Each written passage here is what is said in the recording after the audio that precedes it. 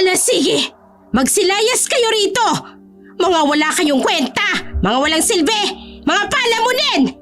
Pagkatapos ko kayong patirahin dito sa pamamahay ko, yan pa ang igaganti nyo? Pati ako pagdadamutan nyo? Sige, layas na! Tingnan ko lang kung saan kayo dadalhin niyang pag-uugali nyong madadamot! Wag na wag kayong babalik dito! Mga walang utang na loob! Mga walang kwenta! Galit na gilit ang pagbulyaw sa amin ni nanay. Bagay na sinigundan pa ng aking walang kwentang ama-amahan. Layas na! At baka samain pa kayo sa akin! Wag na kayong magpapakita pa rito ha! Wag po inay! Maawa naman po kayo sa amin! Nay! Buksan niyo naman po itong pinto! Nay!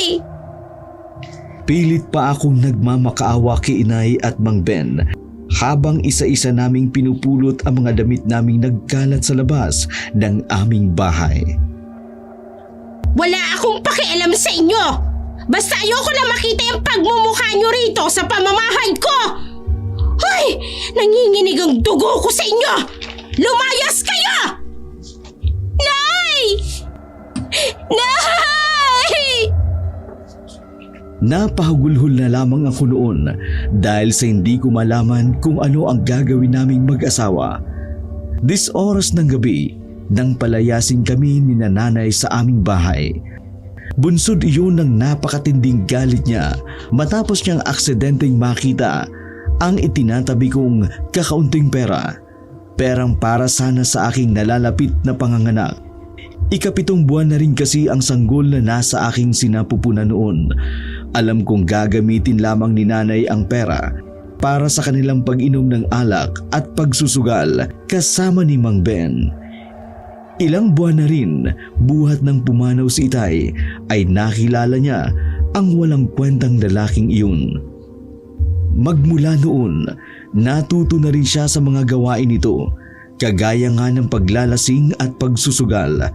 Siya nga pala, bago ko ipagpatuloy ang aking kwento, ay nais ko muna sanang magpakilala.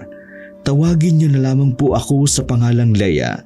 Nasa 18 taong gulang pa lamang ako nang mangyari ang mga kaganapang ito. Samantalang nasa 19 na taon naman ang aking asawang si Teo. Hindi pa naman kami kasal noon, subalit dahil sa kapusukan ay wala na kaming magawa kundi ang pilit na magsama. Tama na Leia, tumahan ka na. Paano na tayo? Paano na ang anak natin? Saan na tayo pupunta ngayon, Teo? Ano nang gagawin natin? Hindi ko rin alam. Basta bahala na. Halika na. Subukan nating lumapit kina Aling Upeng. Tumayo si Teo at kinuha ang isang kumot na nakasabit sa sampayan. Mula roon ay ibinalot namin ang aming mga damit. Bit-bit ang mga ito ay nagtungo kami sa bahay ng matandang si Aling Upeng. Isang kapitbahay na alam naming madaling lapitan. Aling Upeng! Aling Upeng! Aling Upeng! Ay, teka sandali! Sino bang nandyan? Kabing-gabi na! Kami po ito, Aling Upeng! Kaagad na bumukas ang pinto at lumabas ang matanda. Labis na nagtaka ang Ali nang makita ang aming kalunos-lunos na kalagayan. Mugto ang aking mga mata noon at patuloy pa rin sa pag-iyak. Ay, sandali! Ay, pumasok na muna kayo rito sa loob. May delikado rito. Ay, ano bang nangyari? Pinalayas po kami ni nanay. Ay, ano ikaw mo? Ay, ganitong oras ng gabi. Ay, sos na mahabaging langit. Abay, lintik talaga yung nanay mong yan. Lalo na yung demonyo mong ama-amahan. Ay, talagang wala na sa mga katinoan ano. Ay, Diyos ko naman talaga, oo. Napakawalang mga kwenta. Hindi na ako nakapagsalita pa. Sa halip, mas lalo pa akong napahagulhol sa matinding kalungkutan at pamomroblema. Samantalang nangingilid naman ang mga luha sa mga mata ni Teo. Pero pilit lamang niyang pinipigilan. Saka sandali muna niyang ikinalba ang kanyang sarili bago nagwika. Aling Upeng, makikiusap po sana kami sa inyo. Pwede po ba tumito muna kami ngayong gabi? Pangako po, bukas na bukas po maghahanap po kami ng paraan para makahanap po kami ng matitirahan. Abay, syempre naman. Walang problema sa amin yan. Sandali lang. Kumain na ba kayo? Opo, Aling Upeng. Sige. Sandali lamang at aayusin ko ang hihigaan ninyo. Pero ayos lang ba sa inyo na dito kayo matutulog sa sala? Isa rin lang kasi ang silid sa bahay ng Ali at kasama niya roon sa silid nila ang kanyang asawa na noon ay mahimbing na natutulog. Ayos lang po, Aling Upeng. Wala pong problema po yun. Naku, maraming salamat po. Maraming salamat po, Aling Upeng. Pasensya na po talaga sa abala. Sus ko naman. Maliit na bagay lamang ito. Sige na't kukunin ko muna yung kumot at unan sa kwarto. Laking pasasalamat ko dahil ng gabing yun ay may pansamantala muna kaming matutuluyan. Medyo maselan pa rin kasi ang pagbubuntis ko noon. Isa pa, sadyang delikado rin noon sa aming lugar. Matagal na rin kasing napapabalitang may aswang daw sa amin. Sa katunayan, noong mga nagdaang araw pa lamang ay ilang beses kaming may nakitang patay na hayop sa kung saang bakuran. Tapos ang lahat ng mga yun ay puro tiyan ang tama. Basta wala silang lamang loob. Sandali pa kaming kinausap ng Ali. Hanggang pinagpahinga niya na rin kami kalaunan. Paggising ko ng umaga, nakita kong wala na sa tabi ko ang aking asawa. Kaya kaagad akong bumangon upang ligpitin muna ang aming higaan. Tapos noon, tumayo na ako para sumilip sa labas ng bintana. Sa aking pagtanaw, ang abalang si Aling Upeng ang aking nakita habang nagwawalis sa kanilang bakuran. Gising ka na pala, Leia. Mag-almusal ka na muna riyan. Nagsangag na ako, tsaka may tuyo riyan sa lamesa. Nandito rin yung mainit na tubig sa lutuan. Salamat po, Aling Upeng. Nasaan nga po pala si Teo? Naku hayon. Maagang umalis kanina. Niyaya ko pa ngang mag-almusal ang kaso, ang sabi niya, abay maghahanap daw muna siya ng paraan para may matuluyan daw kayo. Ganun po ba, Aling Upeng? Sana naman po, may makita ka agad siyang paraan. Nakakahiya na po kasi sa inyo Pati kayo naaabala. Naku, Leia, wag mo muna masyadong intindihin ang bagay na yan. Ang importante, ligtas kayo ng anak mo. Sige na, mag-almusal ka na dyan. Total, tapos na rin kaming mag-asawa. Heto nga't kaalis lang rin niya. Maraming salamat po talaga, Aling Upeng. Napakabuti niyo po sa amin. Sige na, tama na yan ha. Abay, lalamig na yung pagkain sa mesa. Doon ay naupo ako at kumain sa harap ng hapag. Matapos mag-almusal, lumabas ako ng bahay para makipagkwentuhan kay Aling Upeng. Makalipas pa ang ilang sandali nang biglang dumating si Teo, dala ang isang mabuting balita. Leia! May bago na tayong matitirhan. Makakalipat na tayo. Hayla, talaga? Saan naman yan? Doon lang sa kabilang baryo. Doon sa palaisdaan ng pinsan ng amo ko. Tamang-tama. Naghahanap daw sila ng bagong mamamahala roon. Umalis daw kasi yung dating namamahala doon. Bumalik na raw sa probinsya nila. At nagsimula na rin ang sariling palaisdaan. Sakto rin at may bahay na tayo roon. Kaya doon na tayo titira. Tsaka doon na rin ako magtatrabaho. Kung ganoon, mabuti naman. Maraming salamat sa Panginoon. Maganda nga yan. Para kahit papano, mabantayan mo maigi itong asawa mo at yung magiging anak nyo. Kaya nga po, Aling Upeng, Maraming salamat po pala sa tulong ninyo. Hayaan niyo po, makakabawi rin kami sa inyo. Maraming salamat po, Aling Uping. Wala nga naman yan. Basta wag niyo ako masyadong intindihin. Ako may palagi lang nandito kahit sino ang nangangailangan. Dang mga oras na iyon ay nagtungo na nga kami sa bago naming titirahan. Dahil sa wala naman kaming ibang dadalhin, bukod sa mga susuotin lang namin, ay hindi na kami nahirapan pa. Pinuntahan namin ang may-ari ng palaisdaan na noon ay naghihintay sa amin sa kanto ng aming barangay. Mang Sepa, ito po pala yung misis ko. Magandang umaga po, Manong Sepa. Dahil magandang umaga rin sa inyo, iha. Abay, malapit na palang mga anak ang misis mo, iho. Kaya nga po, Mang Sepa, ilang buwan na lang po. Mabuti po nakilala namin kayo. Saktong-sakto po talaga ang dating ninyo. Kaya nga sakto rin palang napadaan ako sa pinsan ko kanina, no? Siya, tara na. Sumakay na kayo sa tricycle ko at maihatid ko na kayo. Ilang minuto lang ay narating na rin namin ang palaisdaan ni Mang Sepa. Sobra talaga akong namangha sa bago naming tirahan. Malawak kasi ang nasabing lugar. May konti at malayo-layo rin ang mga kabahayan. May katamtamang laki ng palaisdaan. Maraming puno at mga halaman sa buong paligid.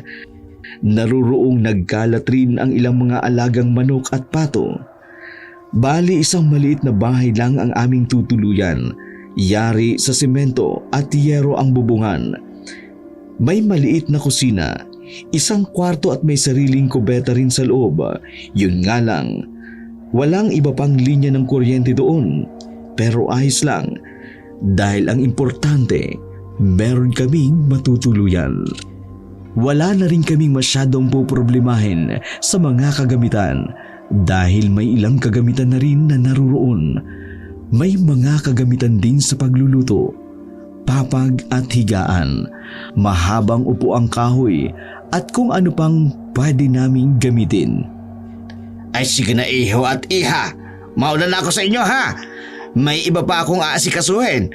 Kayo na ang bahala rito at papasyal-pasyal lang ako rito. Sige po, Mang Sepa. Maraming salamat po. Makakaasa po kayo. Sige po, maraming salamat po. Sige. Basta tatandaan nyo lang ang biling ko, ha? Tsaka ikaw, Teo. Ingatan mo itong asawa mo, ha? Buntis pa naman.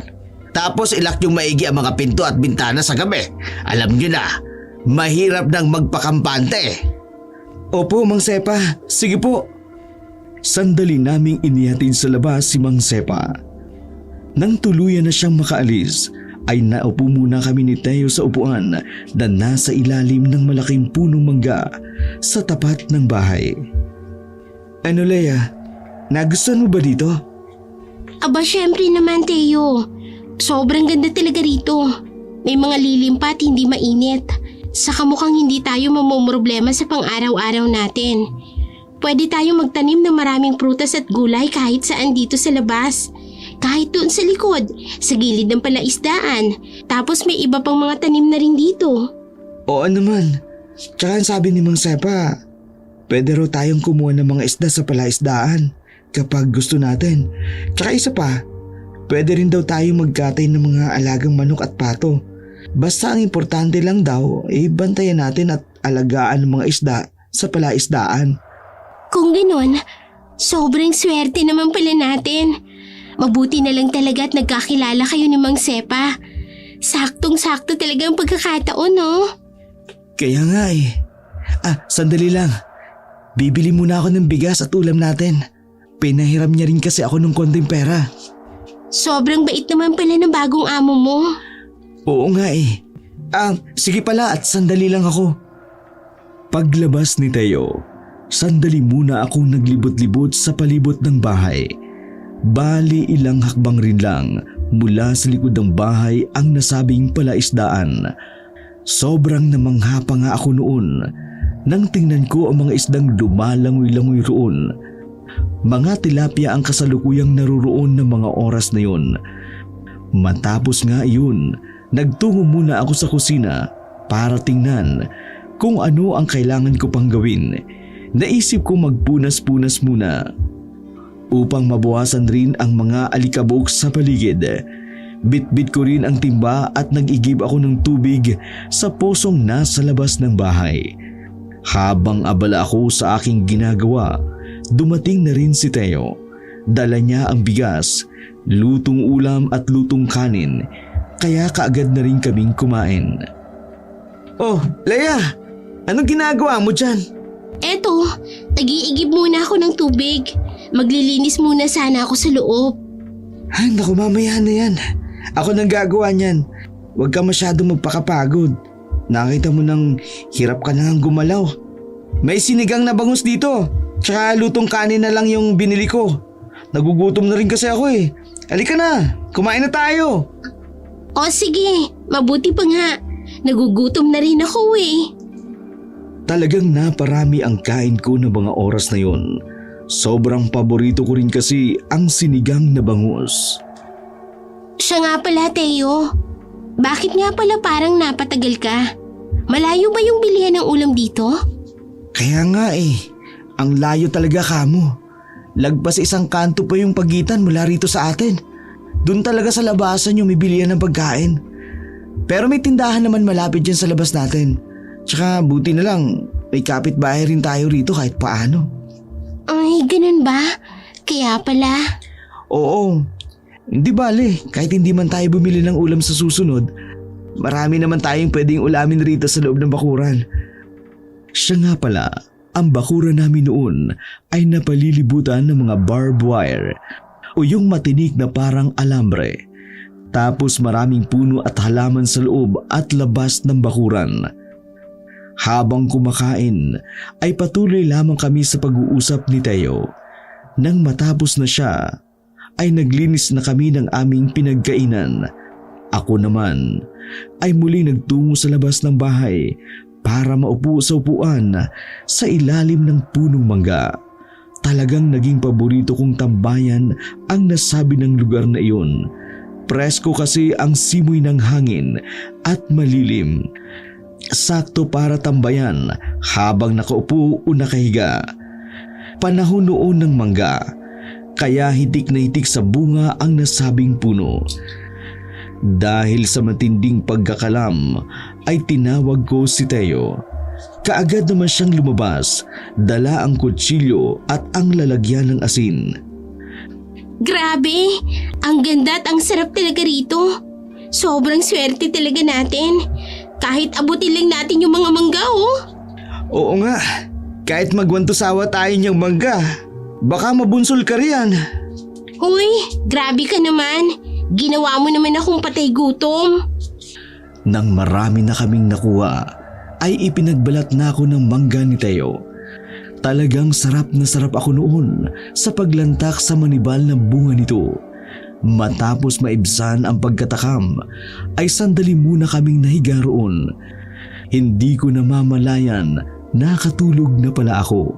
Hapon na rin na magising ako at doon ay nakita ko mula rin sa labas ng bahay na malapit sa akin ay nagpapaningas ng apoy si Teo para magsaing ng kanin. Nang makita niyang gising na rin ako, mabilis niya akong kinausap. Oy, Leia, gising ka na pala. Hindi na kita ginising kasi ang sarap-sarap ng tulog mo. Kaya nga, ang sarap kasing matulog dito sa labas. Uy, siya nga pala. Ano nga palang ulam natin? Mamingwit na lang tayo ng isda sa palaisdaan. Tapos iihaw na lang natin dito sa apoy. Aba, maganda nga yan. May pamingwit ba tayong gagamitin? Oo naman, meron na. Tara, iwanan muna natin sandali itong sinaing. Sabik na sabik kaming magtungo sa likod ng bahay para mamingwit ng isda. Kung ano yung gamit naming pagkain, yun rin ang ginamit naming pamain. Ilang sandali lang, nakahuli na kami ng 2 pirasong tilapia. Katamtaman lamang ang sukat nito para ulamin. Matapos maluto ang sinaing, ay isinalang na namin ito sa apoy. Yun ang pinagsaluhan namin ni Teo sa aming hapunan. Mag-aalas 6 na ng gabi, naupo kami ni Teo sa loob ng bahay. Teo, ang dami palang lamok dito. Kaya nga eh, baka hindi ako makatulog dito mamaya. Pag sahod ko, bibili ako ng kulambo. Sa ngayon, mabuti pa. Bibili muna ako ng katol sa tindahan.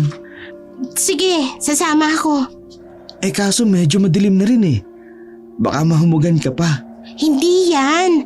Tsaka di ba ang sabi mo, malapit lang naman yung tindahan dito? Kung sabagay, tara na nga. Sumama ka na nga lang. Bago kami lumabas ng bahay, kumuha muna ako ng pangsukob sa aking ulo. Habang naglalakad patungo sa tindahan, ay may nasalubong kaming isang matandang ali. Talagang may pagkawerdo ang kanyang itsura. Yung bang tipong maiilang ka talaga. Sobrang puti kasi ng kanyang buhok. Tapos nababalot pa ng purong itim na tela ang kanyang buong katawan. Mula sa pandong sa kanyang ulo hanggang sa kanyang mahabang palda. At higit sa lahat, may 3 malalaking pilat sa kanyang noo. Yun bang parang kinalmot ng kung anumang matalas na kuko. Magandang hapon sa inyo mga iyo, tiya. Kayo ba yung pumalit na tagabantay riyan sa palaisdaan ni Sepa? Magandang hapon rin po. Opo, kami nga po. Magandang hapon po. Sige. Gusto ko lang sanang makipagkilala at kumustahin ang lagay ninyo. Ganun po ba? Mabuti naman po. Saan po pala ang punta ninyo? Galing lang ako riyan sa tabi-tabi. May inasikaso lang akong importanteng bagay. Siya nga po pala, Manang. Ano po palang pangalan ninyo? Tsaka, saan po kayo nakatira? Ay ako nga pala si Josie. Manang Josie o Aling Josie na lang ang itawag ninyo sa akin. Diyan lang ako nakatira sa may tabi ng ilog, yung maliit na kubo roon. At siya nga pala, isa rin akong manggagamot. Maaari kayong lumapit sa akin kapag may gusto kayong ipatingin. Tapos, nagpapaanak rin ako. Mabuti naman po pala. At may manggagamot at nagpapaanak rin pala rito. Oo naman. Ilang beses ko na ring nagawa ang bagay na yan.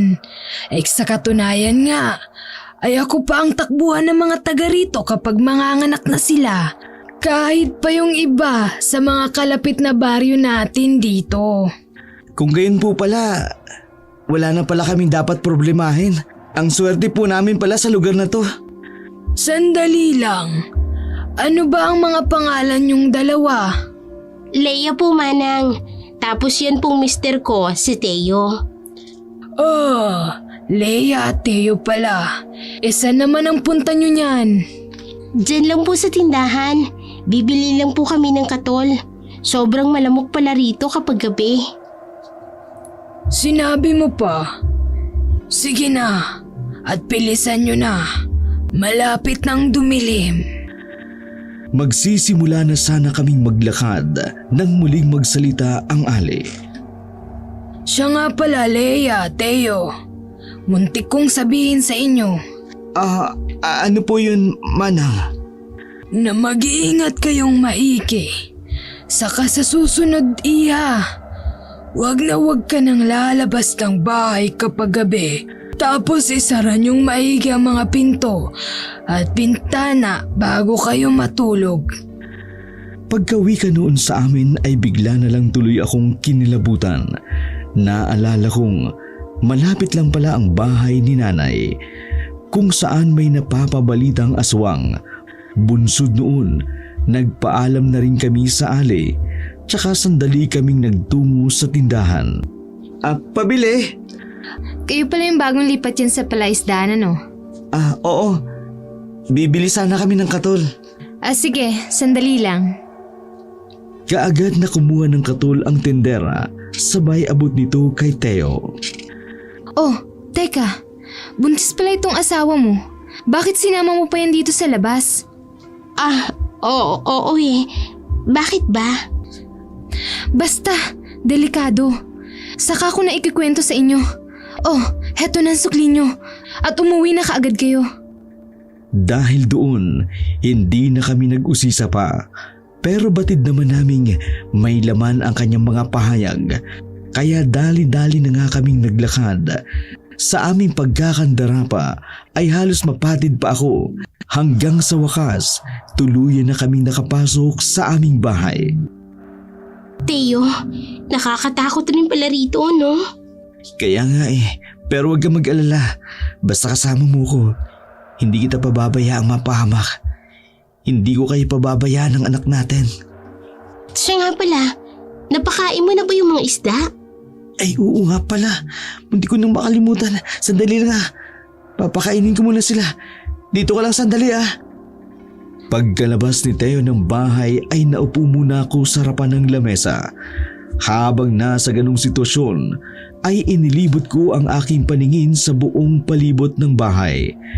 Napansin kong may mga siwang pala sa pagitan ng bubong na yero at sa dingding ng bahay. Dahil doon, hindi ko maiwasang makaramdam ng pangamba. Naisip ko, paano kaya kung may aswang? Baka biglang lumusot doon ang kamay nito. Sa aking patuloy na pangangamba, bigla na lamang bubukas ang pinto, dahilan ng aking pagkabigla. Oh, bakit? Napano ka?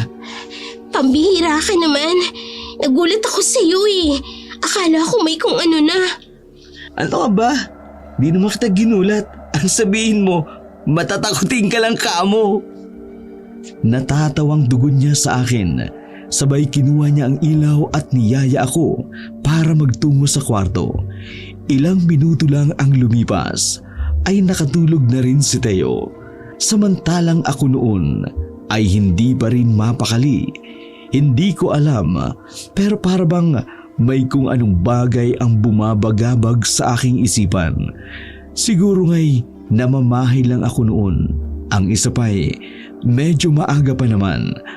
Hanggang sa hindi ko na namamalayan, nakatulog na rin pala ako sa wakas. Siguro ay 11:00 na ng gabi nang magising ako. Ano ba yan? Bakit biglang naging maalinsangan ang paligid? Samantalang ang lamig-lamig pa kanina. Buti pa, humanap muna ako ng pamaypay sa sala. Teka, nasa na nga yung posporo? Eto lang pala. Dala ang ilaw ay nagtungo ako sa sala para maghanap ng maaring gamiting pamaypay. Sa aking patuloy na paghahanap, bigla na lamang akong natigilan. Narinig ko kasing bigla na lamang nag-ingay ang mga pato at manok sa labas ng aming bahay. Yung bang waring may kung sino mang gumagambala sa kanila. Dahil doon, agad kong inalerto ang sarili. Aba, teka nga. Parang may tao yata sa labas. Mabuti pagisingin ko na si Teo. Sabay karipas ko sa aking paglalakad at nagtungo ako sa kanya. Teo! Teo! Gumising ka na muna riyan! Teo! Teo, gising! Pupungas-pungas na bumaling sa akin si Teo. Saka siya nagwika. Bakit ba? Ano, may problema ba? Bumangon ka na muna riyan. Parang may tao yata sa labas. Nang marinig niya yun, kaagad siyang napabangon sa pagkakaiga. Mabilis niyang dinampot ang itak at nagtungo sa sala para makiramdam. Sa mga sandaling yun, patuloy pa rin sa pag-iingay ang mga manok at pato sa labas. Samantalang ako naman noon ay nagsimula ng lukubin ng takot. Ay, Diyos ko po. Iligtas niyo po kami. Huwag niyo po kaming pababayaan. Takot na takot ako noon ay sinubukan ko pang tingnan kung ano ang ginagawa ni Teo sa sala. Doon ay nakita kong nakadungaw lamang siya sa siwang ng bintana. Seryosong seryoso siya sa kanyang posisyon habang nakakunot pa ang kanyang noo. Tila sinisiyasat niya ang buong palibot ng labas ng aming bahay. Ako naman, tahimik lamang akong naghihintay sa kanyang magiging reaksyon. Sa aming patuloy na pakikiramdam, bigla na lamang kaming nakarinig ng pagngiyaw ng isang pusa.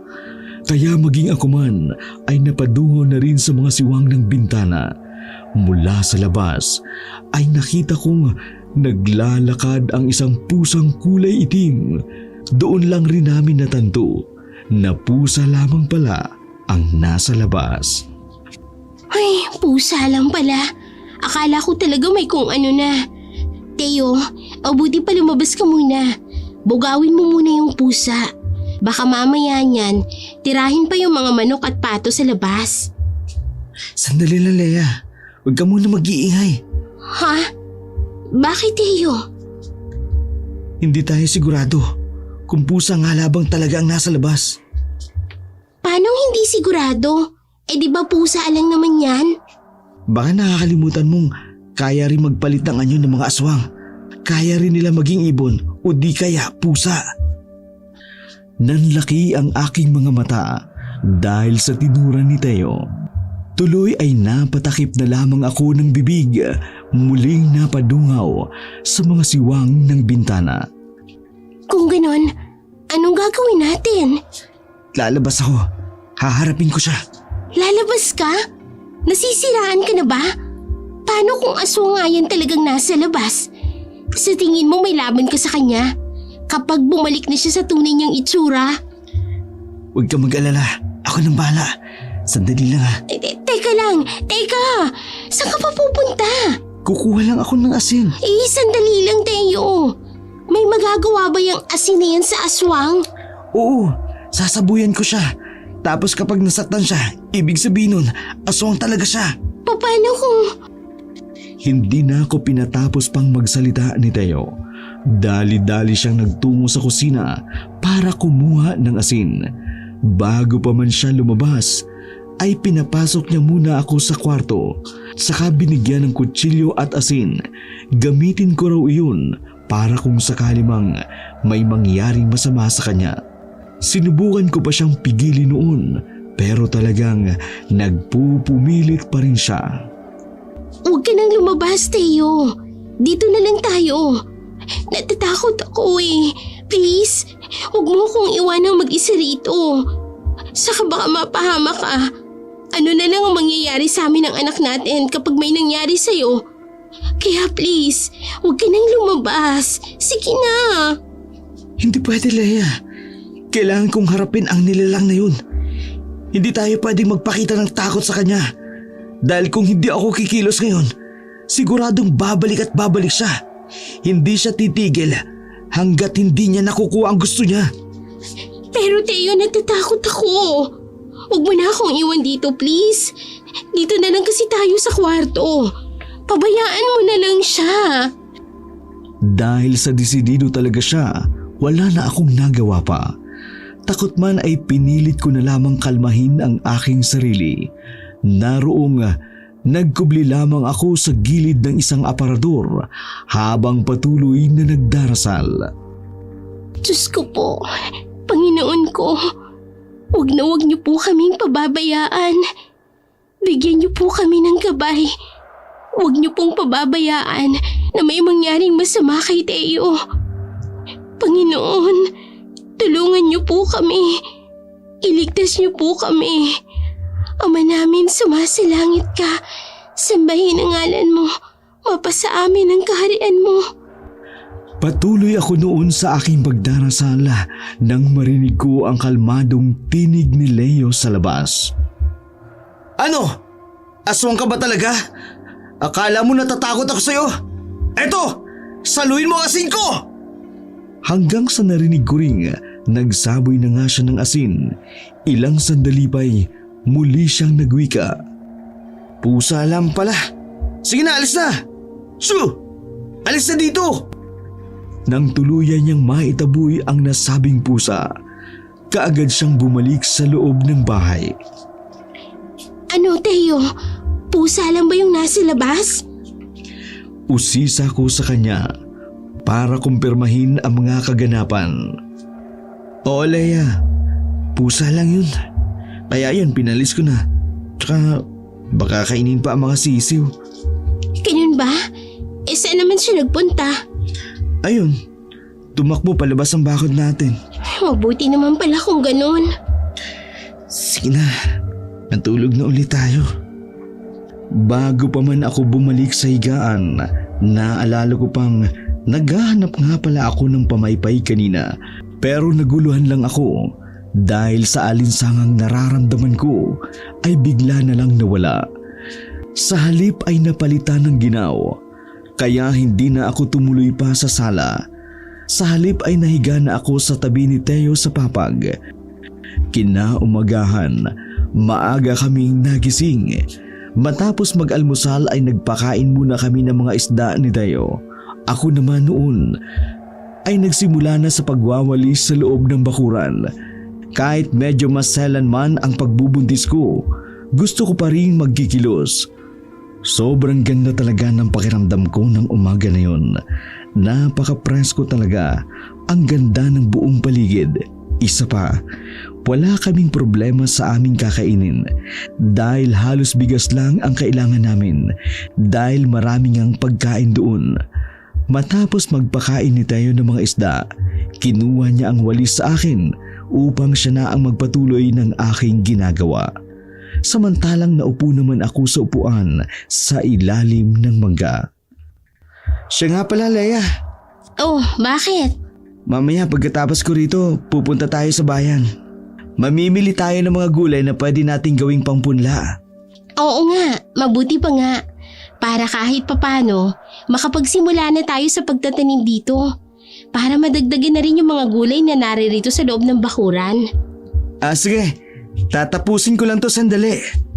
Sige, mauna na akong maligo sa iyo Matapos nga ni Teo ang kanyang ginagawa, kaagad na kaming nagtungo sa bayan.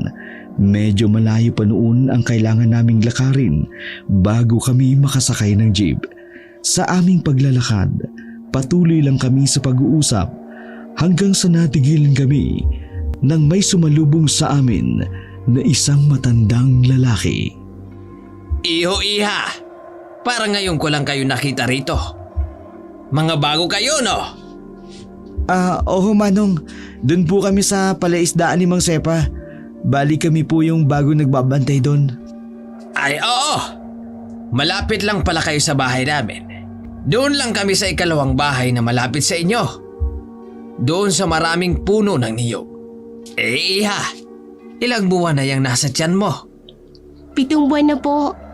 Eto nga po at medyo hirap na po ako maglakad. Hindi bale. At hindi ka naman mamumroblema sa panganganak.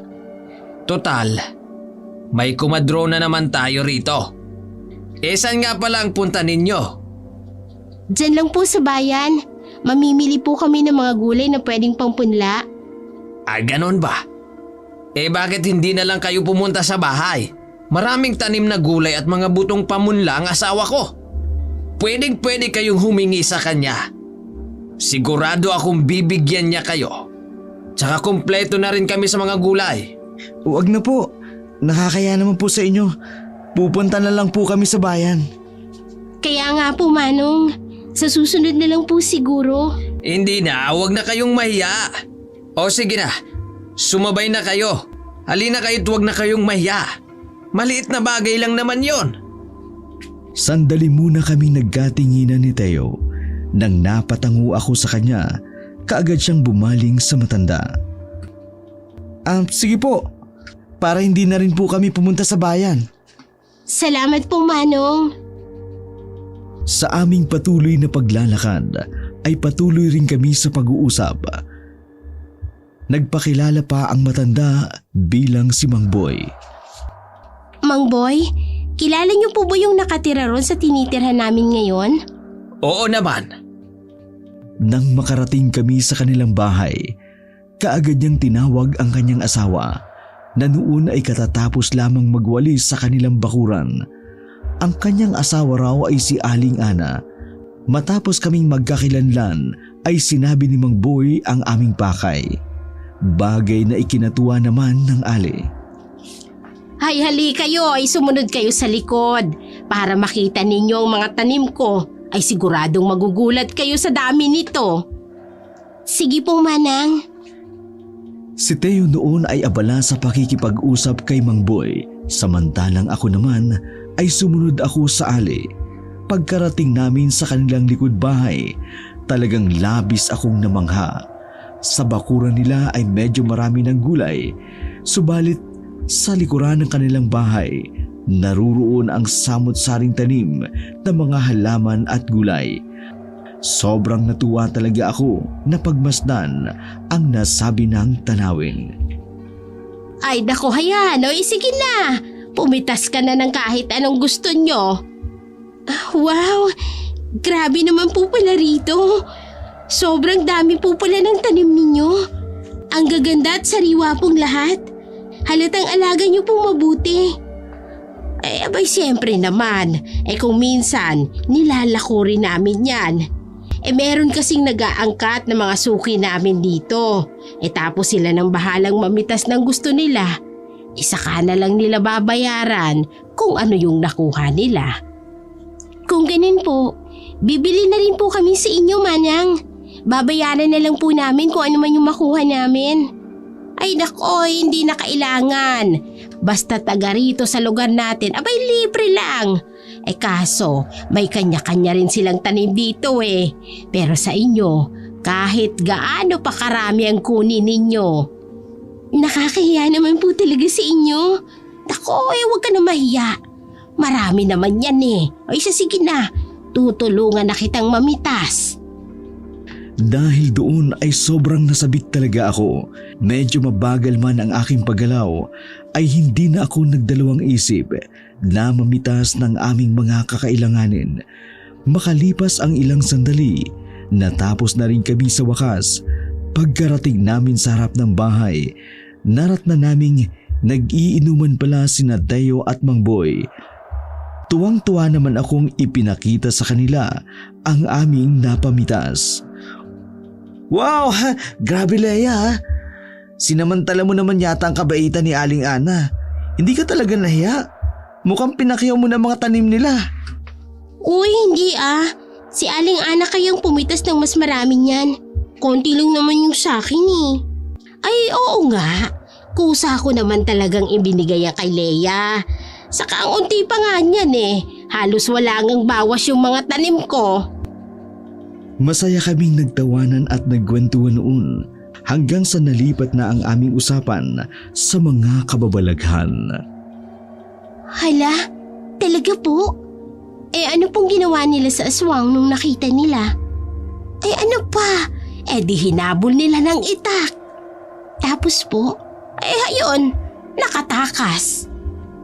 Aling Ana, ano nga po pala yung itsura ng aswang? Nakita niyo po? Ay iha, babae ang aswang. Abay sobrang nakakatakot talaga siya. Wala siyang suot na anumang saplot. Tapos kulay malamlam na abo ang kanyang buong katawan. Nanlilisik ang kanyang mga mata. Matatalas ang kanyang pangil sa bibig. Po? Talaga po? Nakakatakot naman po pala rito sa lugar natin. Paano po nila nakita yung aswang? Talagang kinilabutan ako sa mga sumunod na sinabi ni Aling Ana.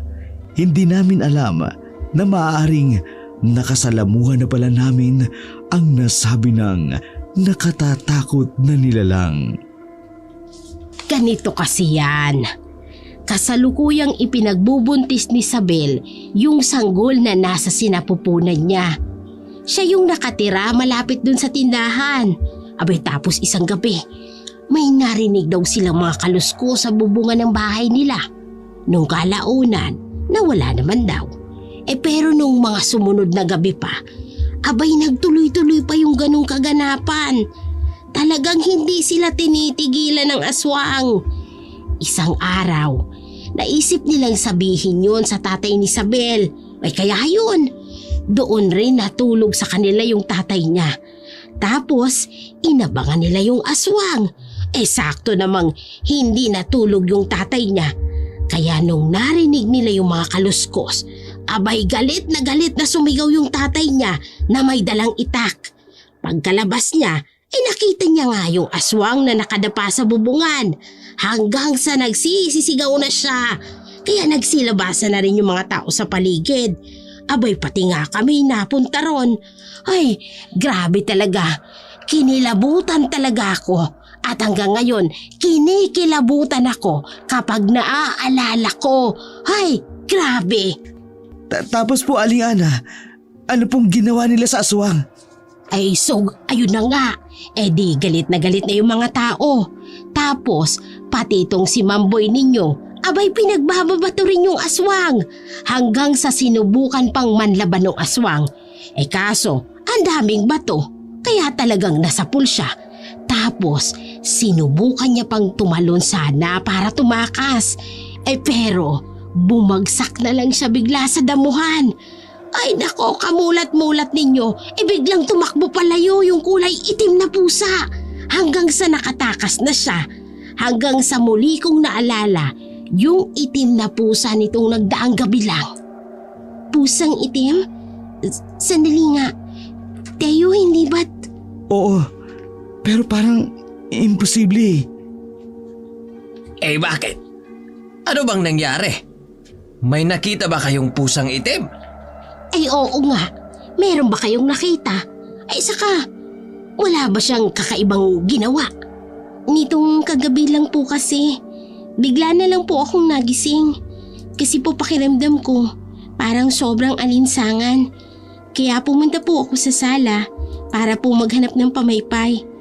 Tapos, narinig ko po yung mga manok at pato sa labas.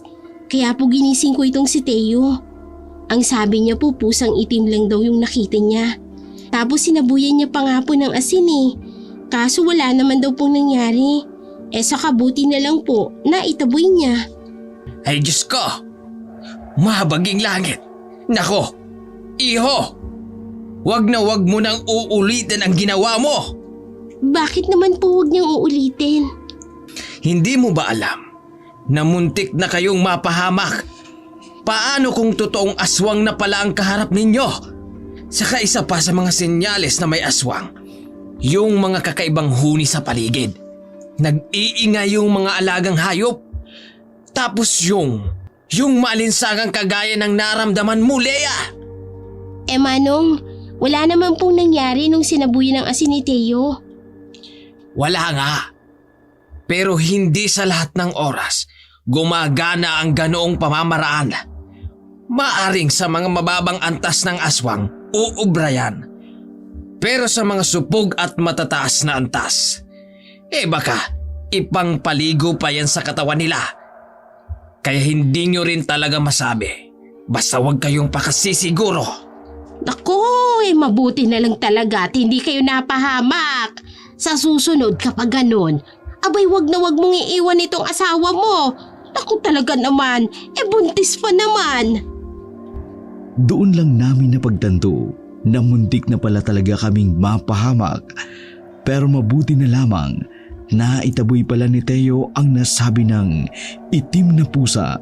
Gayunpaman, sinabi pa na mag-asawang matanda na hindi pa raw roon nagtatapos ang lahat dahil sigurado raw sila na anumang oras pagsapit ng gabi, muli itong babalik para humanap ng magandang tiyempo. Sa aming pag-uusap, nagpaalam muna sandali si Aling Ana. Sinabi niyang doon na lamang daw kami kumain, kaya nagluto muna siya sandali. Naku, hindi na po. Sobrang nakakahiya na po talaga sa inyo.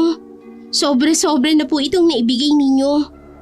Mauna na rin po muna ako sa bahay para magsaing. Iiwanan ko po muna rito itong si Teo.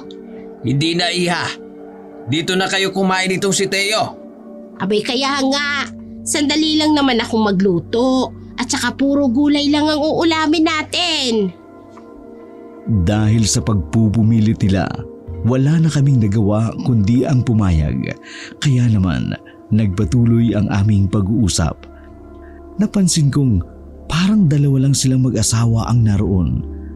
Kaya dulot ng aking pagkamausisa, nagtanong ako kay Mang Boy. Mang Boy, may anak po ba kayo ni Aling Ana? Napabuntong hininga muna siya bago tumawa ng malakas. Sa totoo niyan, wala kaming anak. Nakunan kasi itong si Ana nung malapit na sanang ipanganak ang panganay namin. Simula noon, hindi niya na nagawang magbuntis pa. Ganun po ba? Nakakalungkot po palang sinapit ninyo. Pasensya na po kung nagtanong pa ako. Walang problema. Kaya kayo, ingatan ninyo yung anak ninyo. Opo, Mang Boy. Siya nga po pala. Paano niyo po palang nalamang nakunan si Aling Ana? May mga sintomas po ba? Hindi ko rin alam. Basta ang pagkakatanda ko, maayos naman siya nung una. Tapos, nung kabuwanan niya na, panay-panay na lang ang sakit ng tiyan niya. Kaya dinala na namin siya kay Aling Josie. Tapos ayun na, Ano po palang sinabi ni Aling Josie? inaswang daw ang aming anak. Kaya nakunan si Ana. Po? Talaga po? Inaswang? Oo, kasi nandoon rin ako nung inilabas niya yung sanggol sa tiyan ni Ana. Sobrang naawa nga ako sa anak namin eh. Paano kasi? Tad-tad ng sugat yung buong katawan niya. Tapos parang nalusaw na yung tiyan niya. Hindi ko alam kung anong pumasok sa isipan ko para magduda kay Aling Josie. Basta na lamang na gusto kong mag-usisa tungkol sa kanya. Mang Boy, ano palang ginawa ni Aling Josie sa patay na sanggol? Inilibing namin sa labas ng bakuran niya. Sabi niya kasi, hindi raw namin pwedeng ilibing sa malapit dito. Dahil baka ang misis ko naman daw ang puntiryahin ng aswang. Dahil takot rin kami, kaya wala kaming nagawa. Pumayag kami sa mga sinabi niya. Mang Boy, hindi po kaya... Tila agad namang nakuha ng matanda ang ibig kong itanong sa kanya, kaya muli siyang nagwika. Imposible ang iniisip mo, iha. Po? Ano pong imposible, Mang Boy? Nagpalingalinga muna si Mang Boy bago muling tumugon sa amin. Saka bahagya niyang inilapit ang mukha niya sa amin. Saka napabulong at nagsalita. Imposibleng aswang siya. Paano pong naging imposible? Ganito kasi yan. Minsan na ring pinuntirya ng aswang, yang si Aling Josie. Sa katunayan, muntikan pa nga yang mamatay. Po? Bakit po? Tsaka paano po yung nangyari? Gabi kasi noon at sobrang lakas ng ulan. Tapos may dalawang lalaki na taga-kabilang baryo yung pumunta rito para tawagin siya. Nagdidiliryo raw kasi yung anak nung isang lalaki na yun sa bahay nila. Tapos nung papunta na sila, doon na sila inatake ng aswang. Tapos namatay yung isang lalaki. Samantalang si Aling Josie at yung isa naman yung nakaligtas. Kung nakita niyo na yung matanda na yon, makikita ninyo yung malaking peklat sa noo niya. Opo, nakausap po namin siya kahapon. Nakita po namin yung sinasabi niyong peklat sa noon niya. Yun, nakalmot siya ron ng aswang. Sobrang daming dugong nawala sa kanya. Kaya nawalan pa siya ng malay. Buti na lang at gumaling pa siya. Kaya imposible ang iniisip ninyo. Sa ganung pag-uusap kami nang magsalita si Aling Ana. Oh, bakit parang nagbubulungan kayo riyan? Ano bang pinag-uusapan ninyo? Natawa naman si Mang Boy at sinabing wala naman daw. Tungkol lamang daw yun sa mga kalokohan niya noong bata pa siya. Kaya napakunot naman ng noo si Aling Ana. Sa mga oras na yun, niyaya niya na rin kaming kumain. Matapos kumain, sandali pa muna kaming nanatili roon para magpahinga at makipagkwentuhan sa kanila. Hanggang sa napansin kong medyo nalalasing na rin si Teo sa alak, kaya nagpaalam na kami sa kanila para umuwi na sa bahay. Bit-bit ko pa noon ang supot ng gulay, samantalang bahagyang pasuray-suray naman sa paglalakad si Teo. Pagkarating namin sa bahay, kaagad siyang nahiga sa kwarto. Ako naman noon ay naupo na lamang sa labas ng bahay para magpahangin. Mahihiga na sana ako noon sa upuan sa ilalim ng mangga nang matanaw ko sa labas si Aling Josie. Leia! Po? Tawag niya sa akin, kaya agad akong lumapit sa kanya. Bakit po, Aling Josie? Eto, may sariwang halaan ako rito. Ito yung mga shell. Ang dami kasing ibinigay ng kakilala kong naglalako sa akin. Ay siya, kumuha ka ng lalagyan mo at bibigyan kita. Ay masarap itong sabawan sa luya. Baka kulangin po yan sa inyo. Hindi naman. Mag-isa lang naman ako sa bahay. Kaya hindi ko rin mauubos ang lahat ng ito. Ay sige na at kumuha ka ng lagayan mo. Sige po. Sandali lang po. Hindi na. At sandali lang naman ako. Pagkaabot ko ng lalagyan ay ibinuhos ng matanda ang kalahating laman ng kanyang dalang halaan. Doon ay nagpasalamat ako sa kanya. Bagay na tinanguan naman niya, saka siya nagpaalam. Kaagad kong hinugasan ang nasabi ng bagay. Matapos iyon, isinalang ko na ito sa apoy, saka ko tinimplahan. Nang tikman ko na ito, naisip kong kailangan ko pala ng luya. Kaya naman, nagsiyasat ako sa loob ng aming bakuran hanggang sa wakas, saktong may tanim rin palang luya roon. Dagli ko itong hinukay at nilinisan, saka inilahok sa aking niluluto. Matapos makapagluto ay nahiga muna ako sa upuan sa ilalim ng mangga. Mag-aalas 3 na rin noon nang muli akong magising. Samantalang mahimbing pa rin sa pagkakatulog sa kwarto si Teo. Subalit ilang oras na lang rin ay nagising na rin siya. Kaya niyaya ko na siyang kumain ng niluto kong ulam. Mukhang nalasing yata ako kanina sa alak. Halata nga eh. Tara na, kumain na muna tayo. Wow! Ang sarap nitong ulam natin. Saan pala galing ito? Kanina kasi napadaan dito si Aling Josie. Kaya ibinigay niya sa atin yung kalahati ng halaang dala niya. Mag-isa lang naman daw siya dun sa bahay nila. Kaya hindi niya rin mauubos. Kaya pala. Mabuti naman. Nakalibre tayo ng masarap na ulam. Habang nasa harapan kami ng pagkain, narinig naming tumawag sa labas ng bakuran si Aling Ana. Leia! Tao po! Leia! Sandali lang Titingnan ko lang kung anong kailangan ni Aling Ana. Sige. Kain po, Aling Ana. Ay sige lang. Abay ang aga nyo namang maghapunan. Pasok po muna kayo sandali. Para saan po yung dala nyo? Buntot ito ng pagi. Pangontra ito sa mga aswang. Alam naming mas kailangan nyo ito. Kaya ipapahiram muna namin sa inyo. Ano naman pong gagamitin ninyo kapag pinahiram nyo po sa amin yan? Wag mo kaming alalahanin. Marami kami mga itak sa bahay. Tsaka matatanda na rin kami. Hindi kami natatakot sa mga aswang. Sige na, kunin mo na ito. Sige po, Aling Ana. Maraming salamat po. Kayo po pala, Aling Ana. Kain po tayo. Ay sige, salamat Teo. Napadaan lang naman ako at saka iniabot ko itong buntot ng pagi. Baka magamit nyo rin ito. Kaya nga po, Aling Ana. Maraming salamat po. Kumusta po pala si Mang Boy? Ayun, pinagbantay ko ng niluluto. Ay sige na, mauna na ako sa inyo. Basta mag-iingat kayong maigi rito ha. Tapos kapag may kailangan kayo, abay huwag kayong mahihiyang lumapit sa amin. Salamat po uli, Aling Ana. Salamat po, Aling Ana.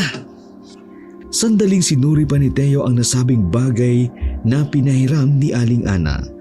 Alam rin kasi naming pangontra ito sa mga aswang, subalit nakakatakot nga rin isipin na anumang oras ay maari naming makasalamuha ang nakatatakot na aswang. Dito ay nagpatuloy na nga kami sa aming pagkain. Matapos iyon, naupo muna si Teo sa sala. Pinag-usapan namin ang plano namin at ang mga dapat naming gawin sa aming tirahan. Sandali lang pala, Leia. Papakainin ko muna yung mga isda bago magdilim. Sige, tapos mag-igib ka na rin pala ng tubig para sa kubeta natin. Nagamit ko na pala yung nasa timba. Sige. Dito ka muna sa loob Habang nasa labas si Teo, hindi ko rin maipaliwanag kung bakit parang may kakaiba akong nararamdaman. Basta na lamang akong namilipit sa tindi ng sakit ng aking tiyan. Teo! Teo! Leia! Anong nangyari sa'yo? Yung tiyan ko. Sobrang sakit ng tiyan ko. Sige, alika. Pupunta tayo kina Aling Josie. Ano, kaya mo pa ba? Hindi na ako nakatugon noon kay Teo. Sa halip, inalalayan niya na ako patungo sa bahay ni Aling Josie. Nang mapadaan kami sa tapat ng bahay ni Mang Boy at ni Aling Ana, nagpatulong na rin si Teo sa kanila upang maalalayan ako. Hala, anong nangyari dyan? Madali ka't dalhin na natin siya kay Aling Josie. Tulong-tulong silang tatlong inakay ako hanggang nakarating nga kami sa bahay ni Aling Josie. Ay, Josie! Josie! Ay, tuloy kayo. O pasok kayo dali. Pasok. Aling Josie, tulungan niyo po ang asawa ko. Bigla na lamang pong sumakit ang tiyan niya. Ay, sige. Kumuha ka muna ng isang timbang tubig sa ilog. Tapos ikaw, boy, magpaningas ka muna ng apoy riyan sa labas. Sige po, Aling Josie. Sandali lang po. Bago pa man makagalaw si Teo, bigla ko na lamang hinawakan ang kanyang kamay. Ayaw ko rin kasing umalis siya sa tabi ko ng mga oras na yun. Kaya naman, si Aling Ana at Mang Boy ang kumilos. Bago pa man ako mawala ng balay, ay nakita ko ang matinding pagseseryoso sa mukha ng matandang si Aling Josie. Samantalang nasa tabi ko lamang si Teo na walang magawa kundi ang mag-alala ng labis. Sa ilang pahid ng langis at pag-usal ng dasal ay unti-unting nagdilim ang aking paningin. Nagising na lamang ako na nasa bahay na pala kami ni Teo. Ayos ka lang ba? Oo. Anong nangyari? Nawalan ka ng mali kanina habang ginagamot ka ni Aling Josie. Pero nang masigurado niyang ligtas ka na, pinilit ko nang iuwi ka rito. Kaya pinagtulungan na namin na buhatin ka ni Mang Boy at Aling Ana. Oh, ganun pala. Nakakaya naman pala sa kanila. Kabago-bago pa lang natin dito. Puro sakit na agad ng ulong na itutulot natin sa kanila. Huwag mo nang isipin yan, Leia. Ang importante, ligtas tayo ng anak natin. Basta kapag may nararamdaman ka, magsabi ka lang kaagad. Kumusta raw palang laki ng anak natin? Saka, ano pong sabi ni Aling Josie? Ayun, maayos naman daw. Mabuti na lang at nadala ka raw namin kaagad sa kanya. Basta magpahinga ka lang daw. Kaya sige na, matulog ka na at babandayan kita. Dahil medyo inaantok na ako noon, muli kong ipinikit ang aking mga mata. Ilang minuto lang ay nilamon na ako ng antok. Pagsapit ng hating gabi, muli akong naalimpungatan. Pagtingin ko sa aking tabi, nakita kong himbing na rin sa pagkakatulog si Teo. Dahil sa tawag ng kalikasan, agad akong bumangon at nagtungo sa kubeta. Pabalik na sana ako noon nang bigla akong matigilan. Nakarinig kasi ako ng impit na pag-angil sa kung saang banda. Ay, ano yun? Angil ba ng aso yung narinig ko? Sinubukan ko munang magpalingalinga sa bawat sulok ng aming bubungan hanggang nasundan uli ang kaninang pag-angil ng isa pa. Hala, may aswang! May aswang! Kailangan kong gisingin si Teo! Nagkandara pa na akong tumakbo noon patungo sa kwarto. Napamulagat na lamang ako ng todo nang makarinig ako ng malakas na yapag ng paa sa aming bubungan. Talagang sinundan nito ang aking pagtakbo. Kaya naman, hindi ko na napigilan pang mapasigaw sa labis na pagkataranta. Teo! Teo, gumising ka! May aswang! May aswang sa bubong natin! Teo, gising! May aswang!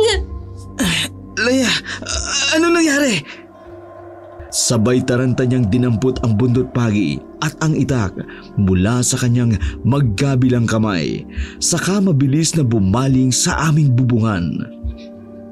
Inaaswang tayo! May aswang sa bubong, Teo! Ano? Aswang? Aswang ba kamo? Oo! Mga kapitbahay! Tulong! Saklolo! Mga kapitbahay, may aswang! Tulong! Mga kapitbahay! May aswang! Tulungan niyo kami! Mga kapitbahay! May aswang! Nagpatuloy kami sa aming matinding pagsigaw. Talagang halos magkandaputol na ang aming mga litid. Tila hindi naman talaga nagpatinag ang kung anumang nilalang sa aming bubungan. Sa halip na umalis, mas lalo pa siyang naging mapusok. Rinig na rinig naming sinisimulan niyang tunggabin ang yero ng aming bubungan. Kaya mas lalo pa naming tinodo ang aming pagsigaw. Panginoon ko, gabayan niyo po kami. Huwag niyo kaming pababayaan. Panginoon, tulungan niyo po kami. Iyak na ako ng iyak noon habang patuloy sa aking pagdarasal. Habang si Teo naman ay walang humbay sa kanyang pagmumura dahil sa pinaghalong pagkataranta at galit. Ilang sandali pa'y naisipan ng gamitin ni Teo ang hawak niyang bundot pagi.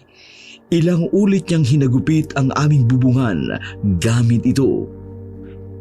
Sige! Layas! Demonyo ka, aswang ka! Layas! Akala mo matatakot kami sa'yo? Sige! Subukan mo pumasok dito para tantarin ko yung katawan mo! Sa patuloy na pagwasiwas ni Teo ng bundot pagi, ay napagtanto naming tila tinutugunan niya ito ng impid na pag-inda ng sakit. Hudyat lamang na nagiging epektibo ang ginagawa ni Teo sa kanya. Parehas lang naman kaming nabuhayan ng pag-asa nang makarinig kami ng kumusyon ng mga tao sa labas. Tulong! Saklolo! Tulong po! May aswang! Saklolo! Mga kapitbahay, tulong! Ligtas na tayo! May mga tao na sa labas! Ligtas na tayo, Leia! Hanggang sa narinig namin na nagsimula na rin silang magsigawan at pinagbabato ang nasabi ng nilalang sa aming bubungan. Ilang sandali pa'y narinig namin ang tinig din ng Boy at Aling Ana. Lea, Teo! Ayos lang ba kayo? Wag na kayong mag-alala. Narito na kami, Leia, Teo! Napahagulol na lamang ako noon sa matinding pag-iyak. Buong akala ko kasi tuluyan ng masisira ng aswang yung aming bubungan.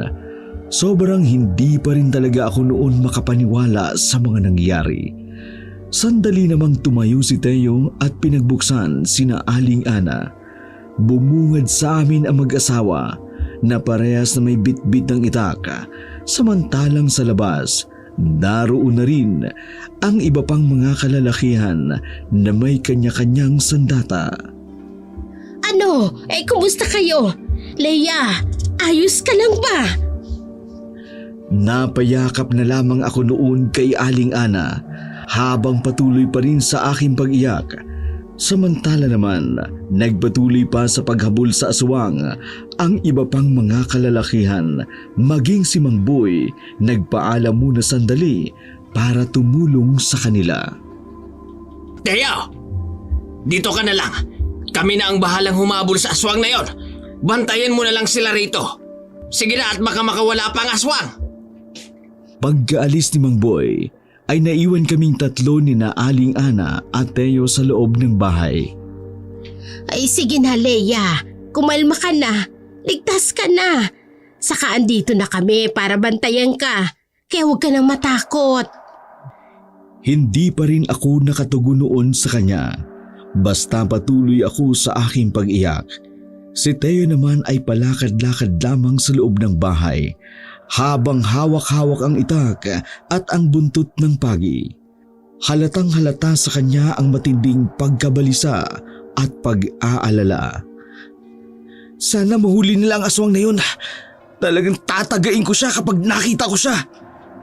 Oo, Teo. Ay sige na't maupo ka na muna rito. Basta pabayaan na natin sa kanila ang lahat. Mahuhuli rin yung aswang na yan. Malalaman rin natin kung sino yung hayop na yan. Habang nasa ganong eksena kami, nang makarinig kami ng isang malakas na tinig na sumisigaw. Tila pamilyar ang tinig na yun, naging mas malinaw habang patuloy ito sa kanyang paglapit. Teka, si Aling Josie yun ah. Mukhang may humahabol sa kanya. Bahagya naman akong natigilan noon sa pag-iyak at nakisilip na rin sa siwang ng bintana. Nakita nga namin sa labas ang nagkakandara pa at duguang si Aling Josie. Tulong! Tulungan niyo ako, mga kapitbahay! Hinahabol ako ng aswang sa klolo! Teo, buksan mo ang pinto. Tulungan mo si Aling Josie. Utos ko pa noon sa aking asawa, bagay na mabilis naman niyang tinalima. Sige, sandali lang. Bago pa man pumasok sa loob si Aling Josie, narinig ko pang sinabi niya kay Teo. Inatake raw sila ng aswang. Sugatan raw ang 3 pang lalaking kasama niya. Subalit, nag-iingalo na raw ang aswang. Bunsod na rin siguro ng matinding galit. Hindi na napigilan pa ni Teo napuntahan ang itinurong direksyon sa kanya ng matanda. Napatayo naman si Aling Ana upang alalayan noon ang duguan at sugatang si Aling Josie. Sandali muna namin siyang pinaupo at pilit na kinalma. Kitang-kita ko ang kalunos-lunos na kalagayan ng nasabi ng matanda. Sobrang nanginginig pa rin siya sa matinding takot at sobrang pagkabigla. Mahiga po muna kayo rito sa papag, Aling Josie. Saad ko pa sa kanya, hindi naman siya nakatugon. Sa halip, napatingin na lamang siya sa sahig at talagang takot na takot. Kaya naman, lumapit na ako sa kanya para alalayan siya. Pagkaalalay ko sa kanya, ay napabaling pa ako kay Aling Ana na noon ay hindi na rin umiimik. Bigla na lang tuloy akong nakaramdam ng pagkailang sa kanya dahil sa paraan ng kanyang pagtitig sa akin. Aling Ana, patulong naman po. Dalhin po natin sa kwarto si Aling Josie. Ay sige, sandali lang. Hindi ko alam kung bakit bigla na lang umiba ang timpla ni Aling Ana. Yun bang parang nawawala siya sa kanyang sarili. Pagkalapag namin sa kanya sa papag na nasa kwarto, ay mabilis akong kumilos. Kaagad akong kumuha ng malinis na damit, nagtungo sa kubeta para basain. Bala ko pa sanang punasan ang mga dugo at ang dumi sa buong katawan ng matanda. Nang biglang tumigil ang aking mundo dahil sa mga sumunod kong narinig. Pumaimbulog sa kawalan ang galit na sigaw ni Aling Ana. Katapusan mo na! Ha! Ha! Ah! Heto pa! Heto pa! Ah! Ay, yan ang nababagay sa'yo! Ah! Ayop ka! Walang iyak! Sobrang tinding panlalamig ang kumilo sa aking buong pagkatao. Hindi ko alam kung anong nangyayari sa mga oras na yun. Hindi ko rin alam kung tatakbo ba ako sa labas o magtatago sa kubeta. Basta ang alam ko lang, sobrang nangangatal sa matinding takot ang aking buong katawan. Laya! Laya! Yung aswang! Natigilan na lamang si Teo pagpasok niya sa loob ng aming bahay. Ako naman noon, bigla na ring nakabalik sa aking wisyo. hanggang sa hindi ko inaasahang napabaling ang aking paningin sa pinto ng kwarto kung saan naroon si Aling Ana at Aling Josie. Talagang naguhumindik na ang eksena ang bumungad sa aming harapan.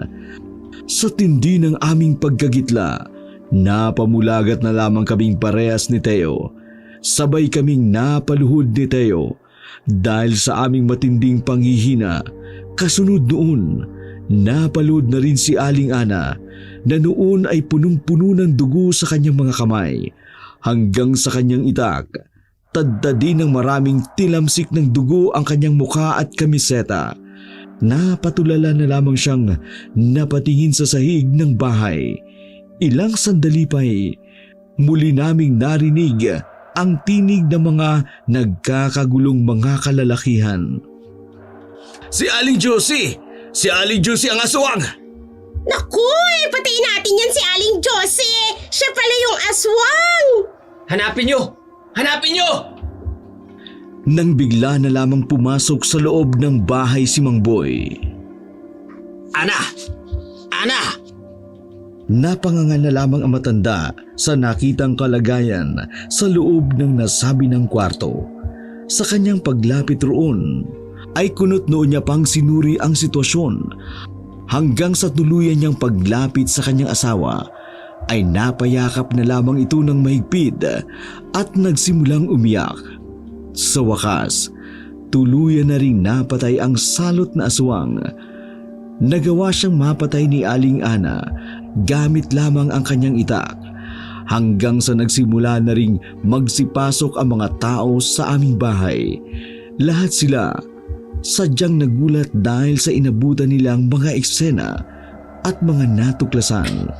Sa tinagal-tagal ng panahon at malaking tiwalang ipinagkaloob nila kay Aling Josie, siya naman pala ang aswang. Pinagtulong-tulungan na nga nilang ilabas ang bangkay ng nasabi ng aswang. Mula sa labas ng bahay ay sinilaban nila ang katawan nito. Kami naman noon ay naroon sa palibot lamang habang pinagmamasdan kung paanong lamunin ng naglalagablab na apoy ang kanyang buong katawan. Ang iba pa ay naglahad ng kanilang sanaysay. Nang mahimasmasan si Aling Ana ay nagkwento na rin siya tungkol sa mga kaganapan. Ay mabuti na lang at nadala ko itong bote ng langi sa aking bulsa. Kaya sobrang takot na takot ako nung naramdaman kong sobrang lakas ng kulo nito pagkarating nitong si Josie. Kaya doon pa lang, alam ko na aswang talaga siya. Sobrang natatakot pa ako nang lapitan siya kanina. Pero naalala ko rin nung sinabi niya nung nakunan daw ako. Yun pala, siya ang aswang. Abay hayop siya. Pinatay niya yung anak ko. Ay, demonyo siya. Aswang siya. Siya yung aswang. Napaluhod habang humahagulul sa matinding pagtangis ang kaawa-awang si Aling Ana. Kaya naman, napayakap na lamang sa kanya si Mang Boy na kaparehas niyang nagdadalamhati. Sinabi pa ng ilan na nakita raw nila kung paano nagpalit ng anyo si Aling Josie bilang isang nakatatakot na nilalang hanggang sa muli itong nagsatao.